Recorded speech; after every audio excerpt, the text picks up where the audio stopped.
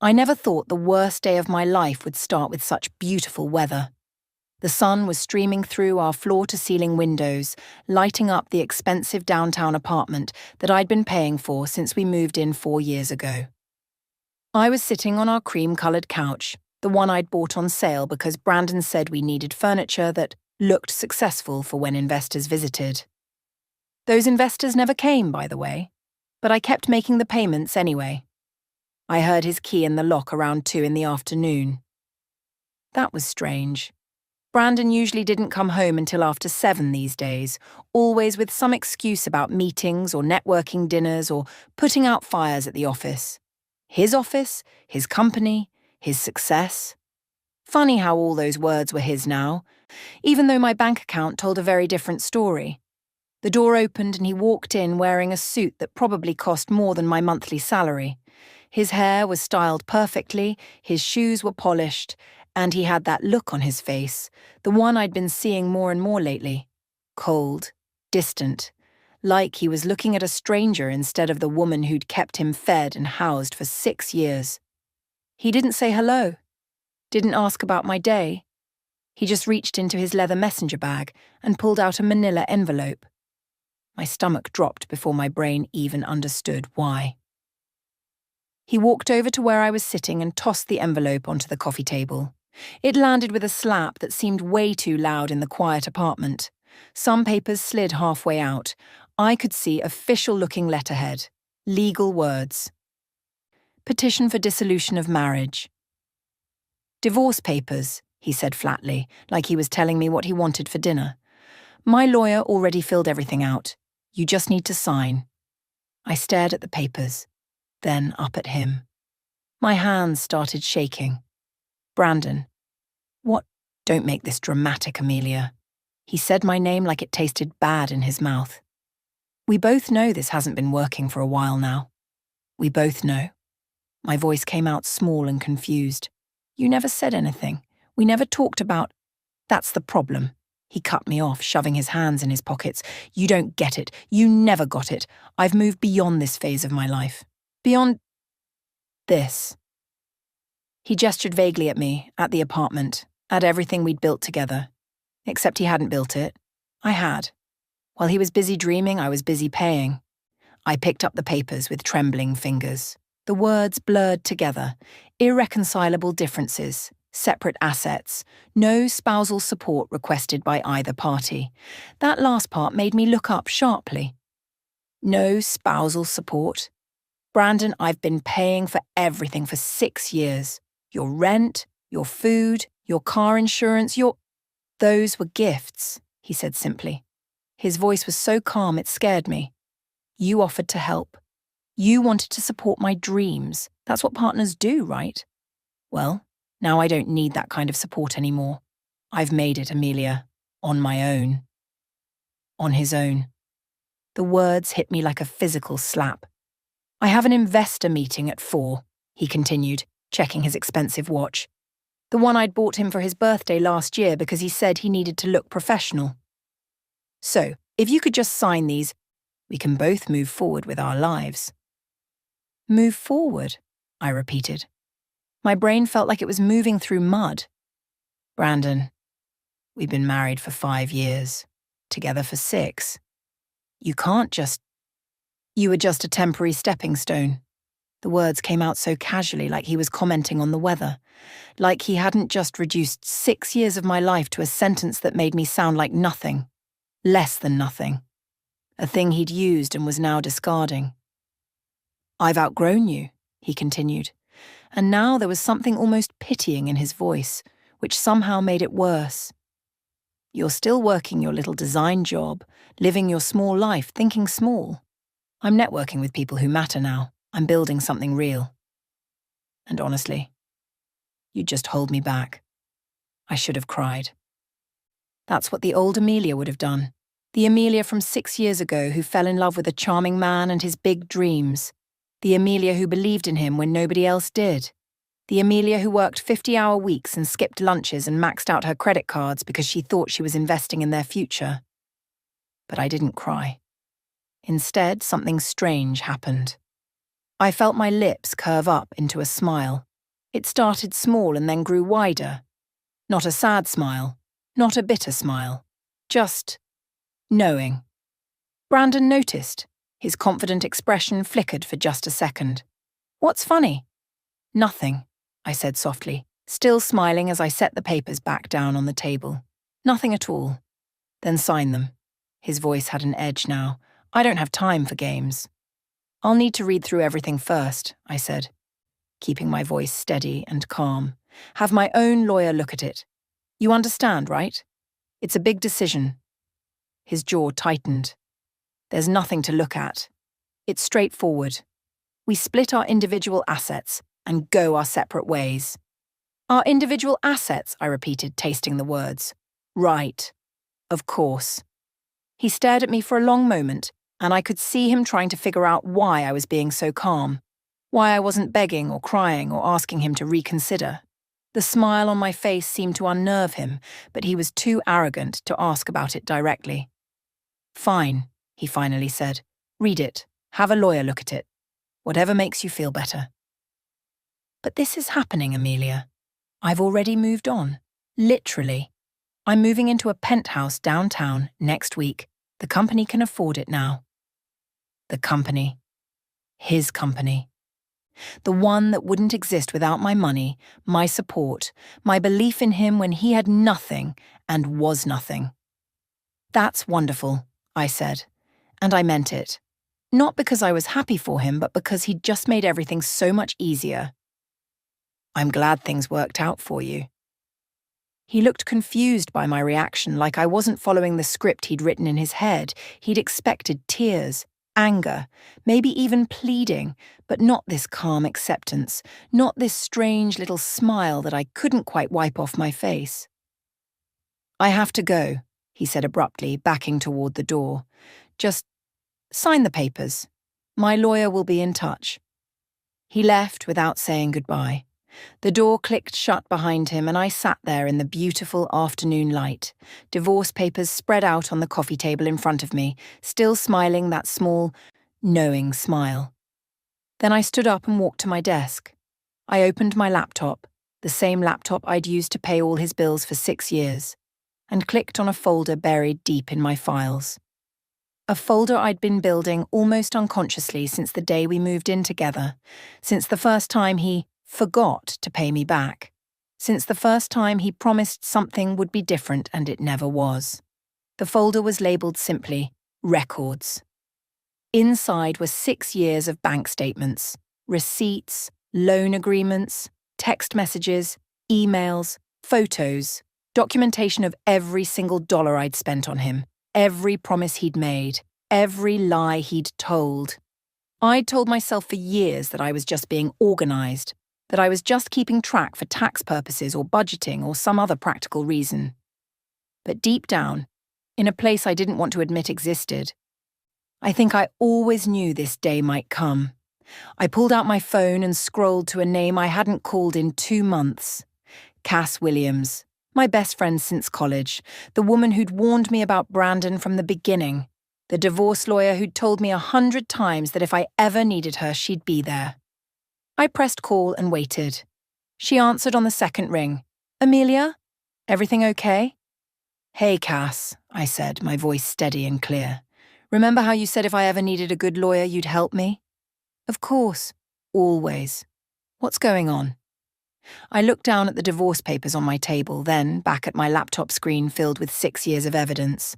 "I think," I said slowly, that knowing smile spreading across my face again. "It's finally time to collect on some old debts." 6 years earlier, I was a completely different person. I actually believed in fairy tales. I met Brandon on a Tuesday afternoon at a coffee shop 3 blocks from my apartment. I'd just gotten promoted to senior designer at my firm and was feeling pretty good about life. I had my laptop open working on a client project when I heard someone cursing loudly at the table next to mine. "This is ridiculous, absolutely ridiculous. These people have no vision, none." I glanced over. He was maybe 30 years old, decent looking, wearing jeans and a wrinkled button-down shirt. His laptop screen showed what looked like a business presentation, and he was scrolling through emails with increasing frustration. Investor problems? I asked before I could stop myself. He looked up, surprised that someone had spoken to him. Then he smiled. And it was the kind of smile that made you want to trust him. Warm. A little self-deprecating. Is it that obvious? Only to everyone in a 3-table radius, I said, smiling back. That's how it started. He bought me a coffee. We talked for 2 hours. He told me about his brilliant idea for a productivity app that would revolutionize how people work. He had passion, vision, and absolutely no money. Every investor he'd pitched had turned him down. He was living in a cramped studio apartment, eating ramen, barely getting by. I found it charming. Here was someone who believed in something so much that he was willing to struggle for it. In a world full of people playing it safe, Brandon Mitchell was chasing his dream. We started dating 3 weeks later. The first red flag came at month 2. We were at dinner, a cheap place because he was conserving capital for the business. And when the check came, he patted his pockets and made a face. Oh man, I left my wallet at home. Can you grab this? I'll pay you back tomorrow. I paid. He didn't pay me back tomorrow. Or the next day. When I mentioned it a week later, he looked confused. I thought we were past keeping score like that. I mean, we're together now, right? At month 3, he suggested we move in together. Think about it, he said, his eyes bright with enthusiasm. We're spending every night together anyway. And if we split an apartment, we'd both save money. I could put what I save into the business, really make some progress. I should have asked more questions, like why we'd be moving into my apartment, which meant I'd still be paying the same rent I always had. Or why splitting expenses somehow meant I paid for groceries, utilities, and internet while he focused on the company. But I didn't ask those questions. I was in love, and love makes you stupid. By month 6, I was paying for everything. And I mean everything. Rent, obviously, food, his car insurance because transportation is essential for networking meetings, his gym membership because appearance matters in business, his new laptop because the old one was too slow for the software he needed. Every time he had an explanation that made sense in the moment, every time he promised he'd pay me back once his deal closed, or his investment came through, or his client paid. Those things never happened. Year 1 was hard. I was working constantly, picking up freelance projects on top of my regular job, just to cover our expenses. Brandon was home most days, supposedly working on his business. What that actually meant was him sitting on our couch in his pajamas until 2 in the afternoon, then spending 3 hours at coffee shops networking with people who were just as broke and unsuccessful as he was. I'd come home exhausted from a 10-hour day to find him playing video games. How was your day? I'd ask, setting down bags of groceries I'd bought with money from my paycheck. Intense, he'd say, not looking away from the screen. Had 2 investor calls. Really promising conversations. I think we're close to something big. We were never close to something big. Year 2 was when I started keeping records. Not on purpose, really. I was just trying to organize our finances, figure out where all my money was going. I made a spreadsheet, listed out every bill I paid, every loan I gave him, every expense that was supposed to be temporary. The numbers were staggering. Rent for 24 months, groceries, insurance. That time his car broke down and needed $1,500 in repairs. The time he needed $3,000 for a business development course that would open doors. The time he needed $5,000 for critical software licenses. I was looking at over $60,000 in just 2 years. Money I'd given him. Money he'd promised to pay back. Money that had vanished into his business that still didn't exist as anything more than a fancy website and some business cards. That's when Cass came to visit. She took one look around our apartment, at Brandon asleep on the couch at 11 a.m. on a Thursday, at me getting ready to go to my second job that week, and she pulled me into the kitchen. "Girl, what are you doing?" she whispered urgently. "What do you mean?" "You know exactly what I mean. You're working yourself to death while he plays startup CEO in his pajamas." When was the last time he contributed anything? Financially? Actually? He's building something, I said defensively. These things take time. You don't understand how hard it is to launch a company. You're right, I don't understand. Because I've never seen anyone launch a company by sleeping until noon and playing Xbox. Cass grabbed my shoulders. Amelia, listen to me. You're not his girlfriend. You're his bank. And he's making withdrawals with no intention of ever making deposits. That's not fair. He loves me. He's just going through a hard time. A hard time? Cass's voice went up. Amelia, you're going through a hard time. You're exhausted. You've lost weight. You're working 2 jobs to support a grown man who won't even thank you. When was the last time he took you on a date? Bought you flowers? Did anything that didn't benefit him? I opened my mouth to answer and realized I couldn't remember. Cass sighed and hugged me. I love you. You're my best friend. And I'm watching him drain you dry. Just promise me you'll protect yourself, okay? Keep records. Documentation. Just in case. In case of what? In case you wake up one day and realize I'm right. I promised her I would, just to make her feel better. But deep down, I still believed in Brandon. I still believed we were building something together. Year 3 was when things started to shift. Brandon actually got a real investor. Not someone from a coffee shop or a networking event, but an actual venture capital firm that gave him $200,000. I cried when he told me. Finally, all the struggle was paying off. Finally, he could pay me back. Finally, we could be actual partners instead of me just being his support system. The night he got the money, I made his favorite dinner. I put on a nice dress. I even bought a bottle of champagne with money I didn't really have. He came home at midnight, drunk. He'd been out celebrating with his new investors and business partners. Where were you? I asked quietly. I made dinner. I wanted to celebrate with you. He looked at me like I'd said something crazy. It was a business dinner, Amelia. I couldn't bring you to that. You wouldn't understand the technical stuff we were discussing. It would have been awkward. That was the first time I felt something crack inside my chest. Not break, just crack. Brandon, I said carefully, now that you have investor money, maybe we could talk about you paying back some of the loans I gave you. I have credit card debt from... Are you serious right now? He actually looked angry. I just got the biggest break of my life and you want to talk about money? This is exactly why I didn't invite you tonight. You don't think like an entrepreneur. You think small. He went to bed, left me sitting at the table with cold pasta and warm champagne. I didn't cry. Instead, I opened my laptop and added to my records folder. $200,000 in new funding. None of it coming back to me. I was beginning to understand what Cass had meant about protecting myself. Year 4 was when Brandon's company actually started making money. Real money. The app finally launched after 3 years of development, and people actually downloaded it. Thousands of users became tens of thousands, then 50,000, then 200,000. His company went from a fantasy to a real business almost overnight. I watched it happen from the outside. He stopped telling me about his day, stopped asking for my opinion, stopped acknowledging that I'd been there since the beginning, since before the beginning, when he was just a guy with a laptop and a dream and absolutely nothing else.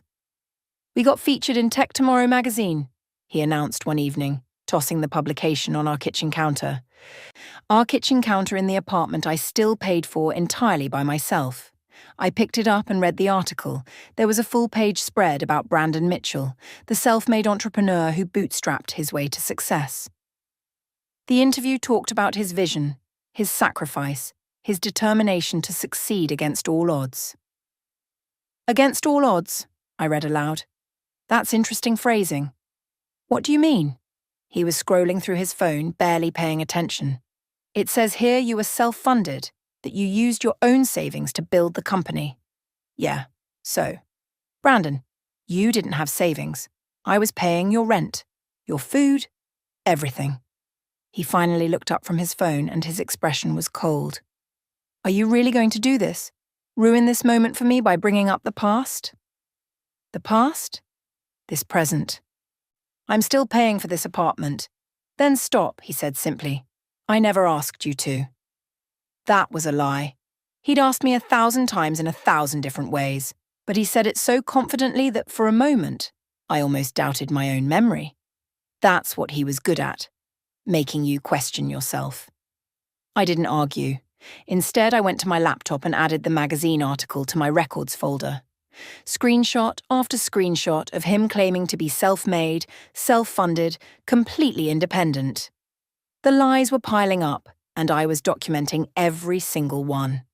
By month 6 of year 4, Brandon started coming home less and less.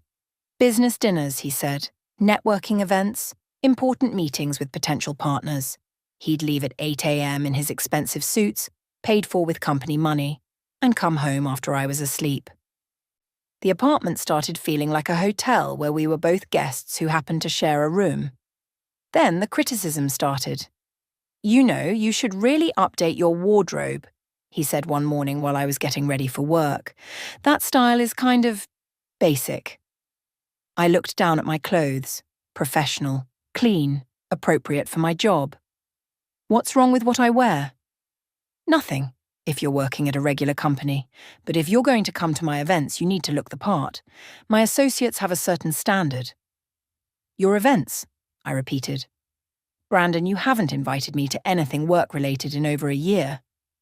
Because you'd be uncomfortable, he said, like he was doing me a favor. You don't know these people. You don't understand that world. What he meant was, you're not good enough for my new life. I started noticing other things. Charges on his credit card, the one linked to the company, for restaurants I'd never been to, expensive ones, hotels in the city, even though we lived right downtown. When I asked about them, he had explanations ready. Client dinners. Sometimes they run late and it's easier to grab a hotel room than drive home tired. Logical. Reasonable. Completely believable if you wanted to believe it. But I was past wanting to believe. I started paying more attention. His social media showed photos from company events, networking parties, tech conferences. In the background of many photos was the same woman. Young, beautiful, always dressed perfectly, always standing close to Brandon. I clicked on her profile. Veronica Lane, social media influencer, 30,000 followers. Every photo was carefully staged. Perfectly lit, she looked expensive. She looked like everything I wasn't. She'd tagged Brandon's company in dozens of posts. Amazing event with innovative entrepreneurs. Love supporting visionary leaders. Great conversation about the future of tech. I scrolled back through the posts. She'd been appearing in photos with him for 6 months. When Brandon came home that night at 11 p.m. smelling like perfume that wasn't mine, I was sitting on the couch with my laptop. Who's Veronica Lane? I asked calmly. He froze for just a second. Then his face arranged itself into confused innocence. Who? Veronica. She's in a lot of photos from your events. You seem close. Oh, her. He laughed, but it sounded forced. She's just an influencer who covers tech stuff. She comes to all the industry events. Why? Just curious. You've never mentioned her. Because there's nothing to mention. His voice had an edge now. Amelia, this is exactly what I'm talking about. You're being paranoid, jealous. It's not attractive, and honestly, it's why you can't fit into my world. Everyone there is professional, friendly, networking. And you're here looking for problems that don't exist. He turned it around on me. Made me the problem. Made my reasonable question into evidence of my own insecurity. That's what finally broke through the last of my denial. Not the evidence of cheating. I didn't have proof yet. But the way he spoke to me. Like I was stupid. Like I was crazy for noticing obvious things. I wasn't stupid. And I wasn't crazy. The next day, I called in sick to work and spent 8 hours going through everything. Bank statements going back 6 years.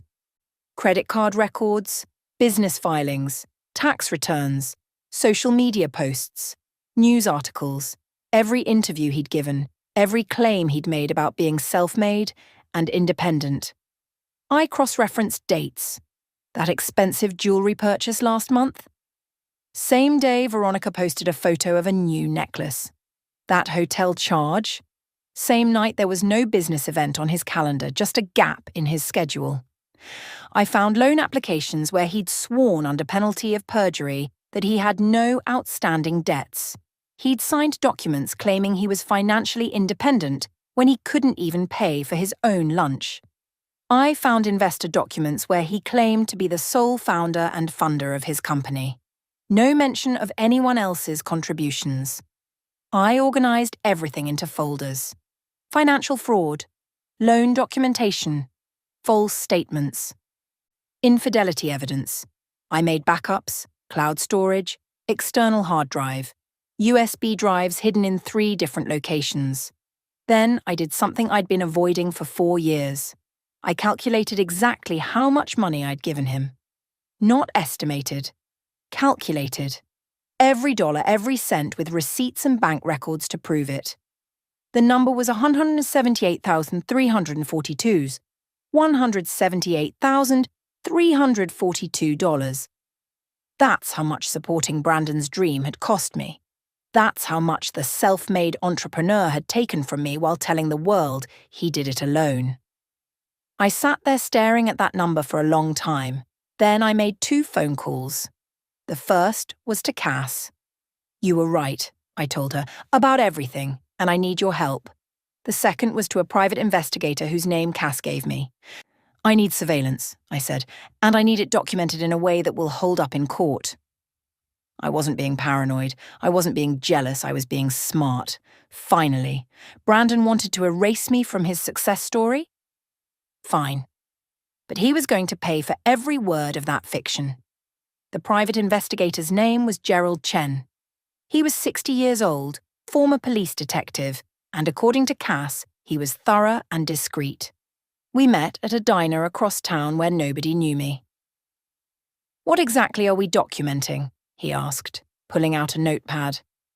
"My husband is having an affair. I need proof. Photos, videos, dates, locations. Everything that would hold up in court." Gerald nodded, writing. "How long has this been going on?" "I'm not sure. At least 6 months, maybe longer. Her name is Veronica Lane." I showed him her social media profile. He studied it for a moment. "Social media influencer. These cases are usually pretty straightforward. They document everything themselves." He looked up at me. "But I'm guessing you need more than social media posts." "I need evidence that can't be denied or explained away. My husband is very good at explanations." "They usually are," Gerald said quietly. "Give me 2 weeks." While Gerald worked, I met with Cass at her law office. She'd been reviewing the documents I'd compiled, and when I walked in, her desk was covered with papers. "Amelia, sit down," she said, her voice serious. I sat. "I've been practicing family law for 12 years. I've seen a lot of financial situations in divorces, but this..." She gestured at the papers. "This is beyond typical marital financial disputes. What your husband has done could be prosecuted as fraud." My heart started beating faster. "What do you mean?" Cass pulled out a document. "These loan applications where he claimed no outstanding debts while owing you over $170,000? That's loan fraud. These investor documents where he claimed to be self-funded. Securities fraud. These tax returns where he significantly underreported your financial contributions. Tax fraud." "I just wanted to document everything for the divorce," I said slowly. "I know. But Amelia, this goes way beyond a divorce. He didn't just lie to you. He lied to banks, investors, and the IRS. And you have documentation for all of it." She leaned forward. "The question is, how far do you want to take this?" I thought about Brandon throwing divorce papers at me, calling me a temporary stepping stone, erasing 6 years of my life like they meant nothing. "As far as it needs to go," I said. Cass smiled. It wasn't a nice smile. It was the smile of a lawyer who'd just been given permission to destroy someone who deserved it. "Then let's build an airtight case, not just for divorce court, for everything." We spent the next week preparing. Cass brought in a forensic accountant who went through everything with professional precision. Every transaction was verified, categorized, documented. Every loan agreement, even the casual ones Brandon had signed without thinking, probably assuming they'd never matter, was authenticated.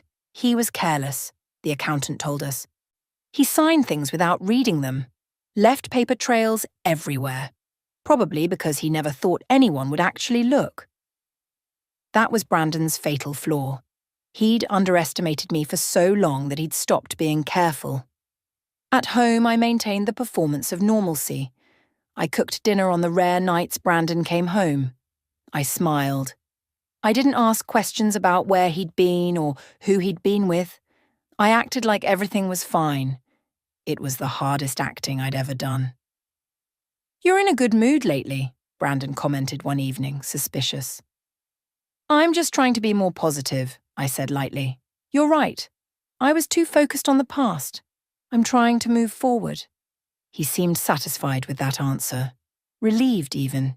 It meant I was accepting my role as the woman he was leaving behind. The woman who'd served her purpose and would now fade away quietly. He had no idea I was gathering evidence that would dismantle everything he'd built on my foundation. 2 weeks later, Gerald called. "I have what you need. It's extensive." We met at his office. He handed me a USB drive and a thick folder of printed photos. The first photo showed Brandon and Veronica at an expensive restaurant, holding hands across the table. The next showed them entering a hotel together at 9 p.m. The next showed them leaving the same hotel at 7 a.m. "There are 36 separate documented meetings over the past 6 weeks," Gerald said. "Restaurants, hotels, her apartment. I have video from several encounters. They're not being discreet." I looked through the photos with a strange sense of detachment. I'd known this was happening, but seeing it confirmed was different. Final. "There's something else," Gerald said carefully. "I did some background work on Miss Lane. She has a pattern. She targets successful men, gets involved with them, and then..." He pulled out another document. 3 previous relationships with wealthy entrepreneurs, all married. She has a skill for being in the right place when relationships are already unstable. "She's a professional," I said quietly. "Essentially, yes." I added Gerald's USB drive to my collection. The evidence was overwhelming now. Financial fraud, loan documentation, infidelity, false statements under oath, tax evasion, all of it documented, verified, and ready for court. Then I did something that surprised even me. I bought security cameras for our apartment. Small ones, the kind you could hide. I positioned them in the living room and kitchen, common areas where there was no expectation of privacy. "Why?" Cass asked when I told her. "Because I want to document his real life, not the one he shows investors and reporters. The truth." For 3 weeks, those cameras recorded everything. Brandon playing video games for hours while I was at work. Brandon ordering expensive food delivery charged to my credit card. Still, even now with all his money, he used my card out of habit. Brandon practicing his pitch in the mirror, talking about his journey, his sacrifices, his self-made success. But the most damning recordings were audio. Brandon on phone calls with his friends, speaking freely because he thought I wasn't home. "She's still paying the rent, can you believe it?" Laughter. "I keep meaning to start covering it, but why would I?" "She hasn't asked me to stop." Another call. "Once the IPO happens, I'm gone, moving to the penthouse, probably marrying Veronica. Amelia served her purpose. She's like training wheels, necessary at the start, but you take them off once you learn to ride." Another. "She'll never leave on her own. She's too invested. Women like her, they think if they just love you enough, support you enough, eventually you'll appreciate it. It's kind of pathetic, honestly." I sat in my car listening to those recordings through earbuds, parked outside our apartment building. My hands were steady. I wasn't crying. I was just done. Done pretending. Done hoping. Done being the person Brandon Mitchell had used and discarded. That evening, I copied everything onto a new USB drive. financial documents, loan agreements, photos of infidelity, video footage, audio recordings, tax records, investor fraud, all of it organized in clearly labeled folders. I labeled the drive simply Evidence, Torres v. Mitchell. Then I sat down and wrote Brandon an email. Not to send, just to write, to put into words what I was feeling. You called me a stepping stone, but stepping stones don't feel pain, they don't sacrifice, they don't love. I was never a stone in your path, Brandon. I was the ground you built on, and you're about to learn what happens when you dig up your own foundation. I deleted the email without sending it. He'd understand soon enough. 3 days later, Brandon came home with the divorce papers, and I smiled that quiet, knowing smile, because everything was ready. The courthouse was smaller than I expected. I'd imagined something grand and imposing, but it was just a regular building with fluorescent lights and tired-looking carpet. Cass and I arrived 30 minutes early. She was carrying 2 briefcases full of evidence. "You ready?" she asked. I nodded. I'd been ready for weeks. Brandon arrived 15 minutes later with his lawyer, a sharp-looking man in an expensive suit named Richard Thompson. And behind them, like she had every right to be there, was Veronica. She was dressed like she was attending a fashion show, not a divorce hearing. Designer clothes, perfect makeup, confident smile. She actually waved at me. I didn't wave back. I just watched Brandon's face as he noticed me sitting calmly with Cass. He'd expected me to look defeated, broken. Instead, I'd worn my best suit and I'd gotten a haircut the day before. I looked professional, put together, ready. Something flickered in his expression, uncertainty maybe. But then Richard leaned over and whispered something to him, and Brandon's confidence returned. He thought he'd already won. We were called into the courtroom. Judge Patricia Reeves presided, a woman in her late 50s with sharp eyes and an expression that suggested she'd heard every lie twice. She looked over both parties as we took our seats. "This is a hearing for the dissolution of marriage between Brandon Mitchell and Amelia Torres Mitchell," she said. "Mr. Thompson, you filed first. Please present your case." Richard stood smoothly. "Your Honor, this is a straightforward, no-fault divorce. My client and Mrs. Mitchell have grown apart. They have no children, no shared assets. Mr. Mitchell is requesting a clean separation where each party retains their individual property and accounts. No shared assets." Judge Reeves looked at her papers. "They were married for 5 years. "Yes, Your Honor. But Mr. Mitchell built his company independently. Mrs. Mitchell has her own career and income. They maintained largely separate finances." Judge Reeves looked at me. "Mrs. Mitchell, do you contest this characterization?" Cass stood. "We absolutely contest it, Your Honor. And we have extensive documentation to prove that Mr. Mitchell's entire business was built on fraudulent claims and my client's financial support." Brandon's lawyer smiled condescendingly. "Your Honor, it's common in divorces for one party to claim they contributed more than they did. Mrs. Mitchell may have provided some emotional support, but $178,342, Cass interrupted. "That's not emotional support. That's documented financial investment over 6 years." Richard's smile faltered slightly. "Your Honor, these were gifts between married partners." "They were loans," Cass said firmly, "with signed agreements. We have documentation of every transaction, including Mr. Mitchell's written promises to repay." She opened her first briefcase and began presenting documents. Bank statements showing my payments for rent, utilities, insurance, groceries, everything. Loan agreements that Brandon had signed casually over the years, probably never imagining they'd matter. Text messages where he promised to pay me back once the money came through. Brandon shifted uncomfortably in his seat. Richard was flipping through copies of the documents, his confident expression cracking. "Furthermore," Cass continued, "Mr. Mitchell represented himself to investors as self-funded. He claimed on official documents that he had no outstanding debts. He told reporters he was a self-made entrepreneur who bootstrapped his company with his own savings. She presented the magazine articles, the investor documents, the loan applications. "These are material misrepresentations," Cass said. "Mr. Mitchell committed fraud to obtain investment capital and business loans, all while owing my client nearly $200,000 that he had no intention of repaying." Judge Reeves was leaning forward now, studying the documents with increasing interest. "Mr. Thompson, did your client disclose any of this?" Richard looked at Brandon, who had gone pale. "Your Honor, my client assured me there were no outstanding debts." "Because your client is a liar," Cass said flatly, "and we can prove it." She presented the tax returns showing how Brandon had underreported my contributions, the social media posts where he claimed to be self-made, the interviews where he erased my existence from his success story. Brandon finally spoke up, his voice tight. "Those were gifts. She offered to help.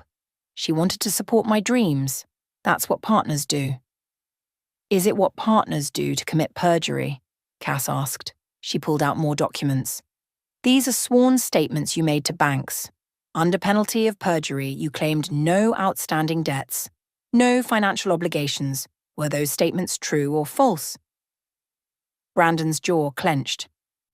"The situation was complicated. True or false, Mr. Mitchell?" They were contextually." "Your Honor," Richard interrupted desperately, "this is turning into a criminal investigation, not a divorce hearing." "Because your client committed crimes," Cass said. "But we're not here to prosecute those today. We're here to ensure my client receives what she's legally owed." Judge Reeves held up her hand. "Let's take a step back. Mrs. Williams, what is your client seeking?" "Full repayment of all documented loans with interest, 40% equity in Mr. Mitchell's company as compensation for her undisclosed founding contributions, and full legal fees." Brandon shot to his feet. 40%? Are you insane? That company is mine." "Sit down, Mr. Mitchell," Judge Reeves said sharply. He sat, but his face was red with anger. "Your Honor," Richard tried, "even if some financial support occurred, 40% equity is excessive." "Let me see all the documentation," Judge Reeves said. "Everything." Cass handed over the organized folders. The judge spent 10 minutes reading through them in silence. The courtroom was so quiet I could hear Veronica shifting uncomfortably in her seat behind Brandon. Finally, Judge Reeves looked up. Her expression was unreadable. "Mrs. Williams, you mentioned additional evidence?" Cass nodded. "Yes, Your Honor. My client has one more piece of evidence that contextualizes Mr. Mitchell's character and intentions." She looked at me. This was the moment. I stood and walked to the judge's bench. My hands weren't shaking. I felt completely calm. I placed the USB drive on the desk in front of Judge Reeves. "What is this?" she asked. "Security footage from our apartment," I said quietly. "And audio recordings from conversations Mr. Mitchell had while I wasn't home, or when he thought I wasn't listening." Brandon went white. "You recorded me? That's illegal." "It's video from common areas of her own home," Cass said. "Completely legal. And audio from phone conversations where Mr. Mitchell had no reasonable expectation of privacy in shared spaces." Judge Reeves inserted the USB drive into her computer. She opened the first file. I'd organized it carefully. The video showed Brandon playing video games for hours, while the timestamp showed I was at work. Ordering expensive food on my credit card. Practicing his pitch about being self-made in the mirror. Then the audio files played. Brandon's voice, clear and casual, talking to his friends. "She's still paying for everything. Why would I stop her? Once the IPO happens, I'm gone. Amelia served her purpose. Women like her think if they just support you enough, eventually you'll appreciate it. It's pathetic, honestly." Judge Reeves's eyes widened. She covered her mouth with her hand, not in shock exactly, but like she was suppressing a reaction. She clicked to another file, then another. Then she did something I'll never forget. She laughed. Not a polite courtroom chuckle. A real, genuine burst of laughter that she tried to suppress but couldn't quite manage. She looked at Brandon, then back at the screen, then at Brandon again. Her expression shifted from amusement to something colder. Mr. Mitchell, she said slowly, in 20 years on this bench, I have seen many things. Financial disputes, custody battles, property disagreements. But I have rarely, very rarely, seen such calculated, documented exploitation presented with such undeniable evidence. Brandon opened his mouth. No words came out. Judge Reeves continued, her voice steel. You systematically used your wife as a bank while claiming to the world that you needed no help. You committed fraud to obtain investments. You lied under oath on legal documents. And according to your own words, captured on these recordings, you never intended to honor any obligation to the woman who made your success possible. Your Honor, Richard tried. I'm not finished. Judge Reeves's voice could have cut glass. This court recognizes financial abuse in relationships, and we will not allow someone to profit from years of calculated exploitation. She turned to her computer and began typing her ruling. Mrs. Torres Mitchell is awarded full repayment of all documented loans in the amount of $178,342 plus 6 years of compound interest at the state rate, totaling approximately $212,000. Brandon made a choking sound. Additionally, Mrs. Torres Mitchell is awarded 40% equity in Mitchell Technologies as compensation for her role as an undisclosed founding financial contributor. You can't, Brandon started. I can and I am. Furthermore, Mr. Mitchell will pay all legal fees for both parties. And I am referring this case to the District Attorney's Office for investigation of loan fraud, securities fraud, and tax evasion. The courtroom was silent except for the sound of the judge typing. This hearing is concluded. Bailiff. Please provide copies of all evidence to the DA's office. She banged her gavel once. It was over. Richard was frantically whispering to Brandon, whose face had gone from red to white to grey. When I looked back, Veronica was gone. She'd quietly slipped out during the ruling, probably already looking for her next target. Cass put her hand on my shoulder as we stood. How do you feel? I took a deep breath. For the first time in 6 years, my chest didn't feel tight. Like I can breathe. We walked out of the courthouse into bright afternoon sunshine. My phone buzzed almost immediately. Text messages from friends who'd already seen the news. The local business reporter had been in the courtroom, and the story was already going viral. Self-made tech CEO exposed. Ex-wife provided everything. Mitchell Technologies, founder faces fraud investigation. Judge awards 40% of company to ex-wife in stunning divorce ruling. Brandon's carefully constructed story was crumbling in real time. 6 months later, I was sitting in my new office. Not the cramped cubicle at my old design firm, but a real office with my name on the door. Torres Design Studio, founded with money from the settlement and my 40% equity stake in Brandon's company, which was now legally mine. I'd hired 3 designers already. We had 6 major clients. And unlike Brandon, I paid everyone fairly and on time. On my wall was a small framed quote I'd written myself. Support people who deserve it. Document people who don't. My phone rang. It was Cass. Have you seen the news? What now? Brandon's company is being investigated by the SEC. Turns out the fraud went deeper than we knew. And Veronica is suing him for, wait for it, breach of promise. Apparently he promised to marry her and buy her a house. I laughed. Really laughed. He never learns. Nope. But hey, your 40% equity is protected regardless of what happens to him. You're insulated from his disasters now. After we hung up, I sat at my desk and thought about Brandon's words. You were just a temporary stepping stone. He was wrong. I was never a stepping stone in his path. I was the entire foundation. And when I took it back, everything he built came crashing down. But what I built on my own? That would stand forever.